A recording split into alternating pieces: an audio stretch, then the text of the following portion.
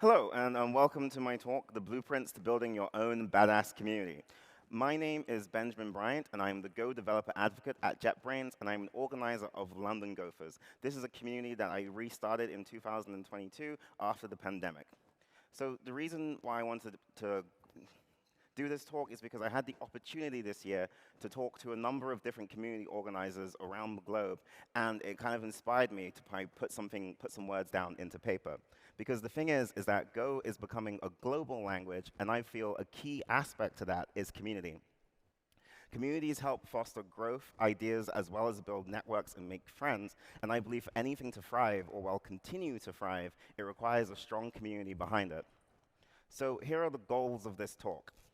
First, I wish to empower those who are unsure where to begin, because one of the trickiest things to do with an idea is trying to figure out how to start with it. Next, I want to showcase strategies to help make your first event a success. Now, I can't guarantee this, but I'm hoping I might be able to improve those chances. Also, I wish to discuss ways to build a welcoming and inclusive environment, as the communities I most enjoy are ones where I am quick to feel welcome, and this is not an easy thing to do. And I want to also showcase how you can maybe have a bit of fun with it. Because community organization can be seen as maybe tiring, stressful, and maybe sometimes a bit thankless, but it is an incredibly rewarding and fun experience to run a community. However, it's quite easy to sabotage that fun if you're not careful. So, now that we're here, let's get going. First, we're going to start with a bit of a prologue. So this is everything that would occur before you actually start your very first event. The first thing I would do is you need to ask yourself this: why do you want to get involved with community building? Now, there can be a myriad of reasons for this. Maybe you want to build connections, gain knowledge, maybe give opportunities to others, or maybe you're interested in advancing your career. Regardless of your reason, it is understanding your goals can really help with your motivation and planning. For example, if you're someone who really desires to teach or maybe like bring people into tech, what might be really beneficial for you is putting together a study group as opposed to focusing on maybe putting together a meetup with a number of different talks, because that's not something you're actually interested in. So the second thing I would do is to take a quick look around. The reason for this is that maybe there's a community that fits your need already exists, because this could be a way for you to learn how to get involved in communities and learn from that community that you join, that maybe you can take these ideas and bring it to your own ideas at another point in time.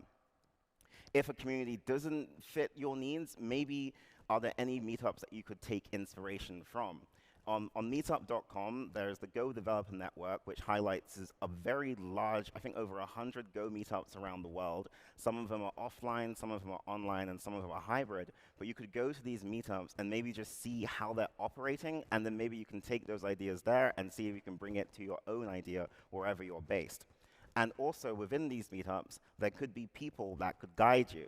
And if that also isn't an option, Go also has many different community organizations, such as GoBridge, who, as an example, GoBridge is about building bridges that educate and empower underrepresented communities. But inside of their GitHub, they also highlight ways they can help online and offline communities as well. As you can see here, I just took some snippets, and it says, we can help you get started. And they also are responsible for the Gophers Slack as well. And if you've not been inside the Gopher Slack, it's it's a free place to join, and there are tens of thousands of Gophers inside of it. And there's also the Meetup Organizers channel, where over 400 people who maybe in the past were running meetups or are currently running meetups or are just inspiring and just want to see what other people are doing are in that channel as well. And at the top of that channel, there is a link to a open GitHub repository that goes into maybe how to put together a Go meetup and has a bunch of different examples that you might be able to use as inspiration for when you decide to put together a description or something for your event. In short, by taking a look around, you might be able to realize that you're not alone in this, and that there are many people out there who can assist you with shaping your idea and bringing it into reality while avoiding pitfalls, because maybe they did pitfalls that they fell into themselves earlier that they can warn you about. Step 3 of the prologue would be going to look into planning your event. One thing I would mention here is about understanding your limitations and managing your expectations. Prior to the pandemic, London Gophers was a very large meetup. It had around 300 attendees per event. There were speakers, food and drink, live streaming, video recordings. But then post-pandemic, when I decided to try and restart it, I looked at what was there previously, and I looked at what I could do, and I realized I couldn't really do any of that completely on my own. So instead, we just popped down to the pub because, we're British. But it basically was quite useful because it allowed me to see how many people were still in London and how many people were still interested in maybe putting on like a Go event if we were to do it in future. And from this, I was able to chat and find different companies that might have been interested in hosting us, as well as like find other people who are actually interested in helping me continue to like make events. And so now, these are some examples of our past free events where we are like going to different tech venues, we have speakers, and like even though this is the case, and this is what we have now, where like we're getting to like 100 attendees per event, we still have food and drinks, we have like video recordings, and now we're up to 4 organizers. Our team still focuses on trying to incorporate things that aren't going to add too many stresses to us, so that way we can still enjoy our spare time while we're working on this as well. Another thing you can do is about gathering interest from work, from work, friends, or other. And this is what is known as seeding. So a really fun talk from back in 2010 was called How to Start a Movement by Derek Sivers. And what this talk does is that he essentially analyzes this YouTube video where there is a guy dancing on a hill by himself, and then one person joins him, and then another person joins him, and eventually there are like 50 people dancing on this hill. And so what this talk does, it kind of explains how that could have happened. And he says that the first one, like that's known as the leader, but the way to get a movement going is to have someone else take the step to join, because that reduces the awkwardness everyone else feels with joining. And once more and more people are joining, then that means that everyone just doesn't feel weird about going in and just randomly dancing on a hill. So how does this relate to meetups? Essentially, if you can guarantee that when you post online, either by talking to your work or your friends or just other people inside of the community, if you can guarantee like 5 or 6 or 7 people like sign up as soon as you post that event, it means people who are looking for that event will be able to see and be like, oh, there are people actually going to this, I'm going to sign up as well, which just makes it a bit easier than if it's just you by yourself when you post that event, because that's going to make people be like, I don't know, this person could be creepy, I don't want to go. And so that's just something else. This next part, which is about securing a venue, is more if you're doing an in-person event and if you're not just going to like a local like pub or area like that. A good way to maybe start out if you're still working within the office is to see if you can host it in your office, because again, if you're starting out, you're only going to have like 5 or 10 or so people within like your very first event, and this is a good a good testing ground for you to see like how it's like to host something in an environment. And because it's your own environment that you're used to, it's like a lot less stressful to give it a try. But what we do nowadays, which I don't know, it could be worth trying as well, is that we have a little proposal document, because I work from home, so I don't have an office to like just hang out in. But essentially what we do is that we kind of like wrote a document where we kind of state, this is what we want to do, this is who we are, these might be the benefits of hosting us, so that way when we like send this, if we talk to someone and they have to send it through to the person who like, I guess pays for like hosting something at a company, they can very quickly see what you're about, maybe see the benefits, and as well as see like your prerequisites. And being able to define those prerequisites is also useful for you, because you can be like, this is the minimum of what we need in order to host this meetup, and now it's defined, and it means in any future conversations, instead of like bouncing back between different Zoom meetings and all that kind of stuff, you have the document, and you can be like, this is what we need, is it yes or no? And then from there, you can like then very easily establish whether they can host you and that kind of thing. And finally, I would mention defining your communication channels beforehand. This is so if your event ever gets cancelled or you have to move it, or even in a better case where you host your first event and someone's like, when's the next one? Instead of you like being like, I don't know, you can actually have like a communication like you can basically communicate when it's going to be and how like this new person who's now joined the community can very easily find ways and ask questions. For us, we use Meetup, we use Gmail, we have Slack, and we have LinkedIn. We don't use Discord, but that I've heard that's quite useful as well for some people. And so now with all those prerequisites, just an example of things you can do to prepare before you actually like create your first event, we're now going to move into part 2, which is go live. And so we're going to take a very brief look into running your first event, but this talk isn't going to be about how to run an event, because depending on like how you like build your community, what event you choose to host would have a very different set of requirements, and so that's too broad a topic. But I do want to basically, I just suggest a mindset you can be in when you try and like maybe open your community for the first time or host your first event of your community. And that is everything that can go wrong will probably go wrong, so don't worry about it. Like this is like your testing ground, and it's like the whole point of like hosting it is to see what could happen, can we do this, what are ways we can improve. It's good to be flexible, be communicative, be that word, and be honest.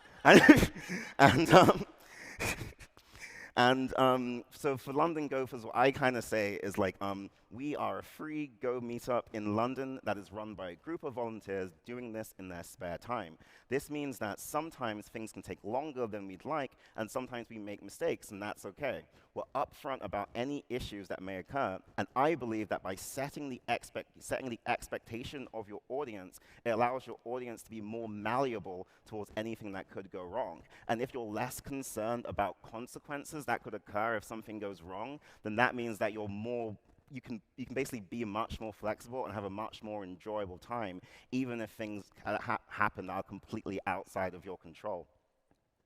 And one other thing that we do at the start of all of our meetups is we have a slide that we show to our community where we basically say, this is the Go community code of conduct, so that way we can try and establish the vibe. But the reason why I'm showing it to you as meetup organizers is that I think it's very important to read the entire thing and actually understand, because it gives you a very good understanding of like how to, I guess, build the vibe for your meetup that allows it to be a very welcoming and inclusive space. But also, very importantly, at the bottom, there is a section on conflict resolution. Because if this is your first time hosting an event, you can't control what happens, and you might not understand like how to deal with a situation if it occurs. But thankfully, within the Go community and in that section, it kind of explains how you might be able to deal with it, and it showcases people you can contact if you're not sure yourself how to deal with a situation or a conflict fairly. And I think having that tool in your back pocket is very important and might reduce any stress that might occur if a conflict does ever happen at your event. So now we're going to be moving past the first event and splitting the timeline into 3 different things that can happen after your first event and ways you can, like, I guess, deal with them and resolve anything that could happen. So the first timeline we're going to call the It's So Over timeline. And in this timeline, your very first event is a complete unmitigated disaster. And so in this situation, I would recommend just doing a quick review and reflect. First of all, was it really that bad? If yes, okay, how can we deal with that? And so can you go back over all the steps you took to get to this point? Maybe there was something you missed, and especially if, say, for example, you invited your friends and they, like, for whatever reason, didn't have a good time, you might be able to get feedback directly from them and just ask, like, hey, what happened, kind of thing. Like, how do you feel we could improve? But another thing I want to just recommend is to have in the back of your mind that, too, you can try again. Just because something didn't happen doesn't mean that it can't happen. And now you already have the practice of doing the hard work. And those experiences that you had, like, they can't leave you, and you can use them again in future for perhaps a different idea at any further point in time. And another thing I'd recommend you do is that to remember to celebrate. This is a step that I think in the face of a complete unmitigated disaster, people often forget, because you're distraught, you're depressed, embarrassed, possibly a bit angry. But remember that it took time for you to get to the point where you actually were able to host something, and that's a point that most people never actually reach, and you need to reward yourself for getting that far. And I'm not saying to deny yourself feeling sad, that's pretty normal and healthy, but you can still be sad and eat ice cream. And so that's something you should do. So next, we're going to enter the second timeline, which is the here we go again timeline. And in this timeline, the event goes okay enough that you think you're ready and you want to try and do another one. So again, step one, review and reflect. What went well? What didn't go well? How can we address both of those sides? The second thing I suggest is streamlining your processes. After you go from event 1 to event 2 to 3, 4, 5, so on and so forth, you're going to notice some repetition and some boilerplate. And over time, if you do not address these manual steps, the weight it takes on you is going to be even more, and it's going to suck fun. That was close. You're going to suck a lot of fun out of like what you are out of the community organization part. So what we did is we did an application form. This is a small example of one of the things that we did to try and streamline our processes, but it links to a lovely little Google spreadsheet that's color-coded and allows us to keep track of our speakers. And we created a template generator, which allows us to generate these emails about very very boilerplate things that we do, like reminders, all that kind of stuff. So that way, us on the organization team can focus mainly on those emails that require a personal touch. And because like these reminders, like there are more boilerplate emails than there are personal touch emails. Addressing these allows us to basically have a lot more free time to deal with the stuff that is kind of important. So I would say strive to make each event easier than the last. And another thing to do in this timeline is I would recommend trying not to give into ego. As an organizer within your community, you have power and responsibility, and these things are quite easy to abuse. Doing so could not only irreparably damage your community, but more importantly, could damage a member of your community. And for me, I guess, because like how people react to power, it varies on the person, but what I try and do is like, as the organizer of London Gophers, I am important, but I am important in the sense that if there's a fire, people will look at me to where they need to go. But outside of that, I'm exactly the same as everyone else. And so I just want to just like, if you do get into this, just try and keep watch of this kind of stuff, because you do have a level of responsibility, and that is kind of something you need to pay attention to. Another thing is about diversifying your perspectives. I believe a strong community is one that is diverse and open to change. Ways to do this is potentially by adding a mix of people to the team. But again, if you're starting out at the beginning and you only really have one person and you don't want to add more people to the team, then I would also recommend gathering feedback from your attendees, but also beyond your attendees, because you could have a situation where all your attendees essentially have the sort of same opinion, and so they can't see any of the issues that could be affecting the health of your meetup. And so back in the past, I forgot the date, I basically wrote an article called "Can a Tech Meetup Have Code Smell?" And from that article, I basically got some feedback from people beyond the meetup that addressed different parts of London Gophers that we decided we could try and improve. For one, this is our new banner. In the past, what we had is that we used to just have a single image, and it was of like 300 people all staring directly at you. And some people suggested that was a bit intimidating, and I do agree with that. And essentially what we changed to it is that I took pictures of different people in our community holding Gophers, and to try and show that like this is a place where like anyone can come. It's a very welcoming space, and like it also makes it easier to try and find people who are like you within our community as well. And we introduced something called the priority queuing system, because the way our area worked is that we had a maximum of like 100 spaces, and we'd open our RSVPs and they would fill within the hour, which means that people who are maybe in like who are underrepresented in tech essentially had a very low chance of being able to get into the meetup. So what we did is that we just reserved a 20% block, and so if they're in the wait list, we can move them into going.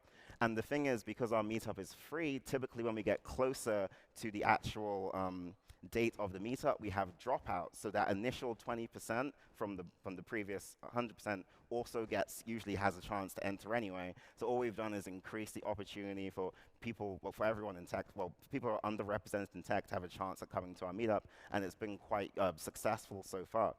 And finally, final point of this timeline, again, is to remember to celebrate. If it's your first event, really good, celebrate that. Second, celebrate that. Third, fourth, fifth, 35th. Always remember to just give yourself a pat on the back or something, so that way it doesn't just become mundane, because I think it's worth just, like, again, pointing out that it takes a bit of effort to put all these things together. And even if you somehow reached a point where everything is automated and the only thing you had to do was show up and smile and wave, you should at least, clap for achieving that, because that's really hard. So next one I would do, the next timeline is the I want out timeline. So in this timeline, after your first event or after a number of events, you wish to stop. And again, first step, review and reflect. Is there possibly something within, like, the way you've organized it that's causing these feelings to occur? But another thing that can happen is that you just reach a point that maybe different life stuff comes in, and you decide that maybe I just want to end it, and I just want to end being organizing it, and that's fine. But I would say it can be hard, but know that you can leave any time. The reason for this is because when it comes to the idea of responsibility, it's not only power you have to watch for, but I'd also say potentially selflessness to a fault. You can become selfless for the sake of others, even though it's incredibly damaging to yourself. And to remix an earlier point, you're not more important, you're not less important, you are just as important, which means that you have to care for yourself too, just as you care for your community. And so it's totally okay if you reach a point and you decide you want to step down, to take the option to step down as well.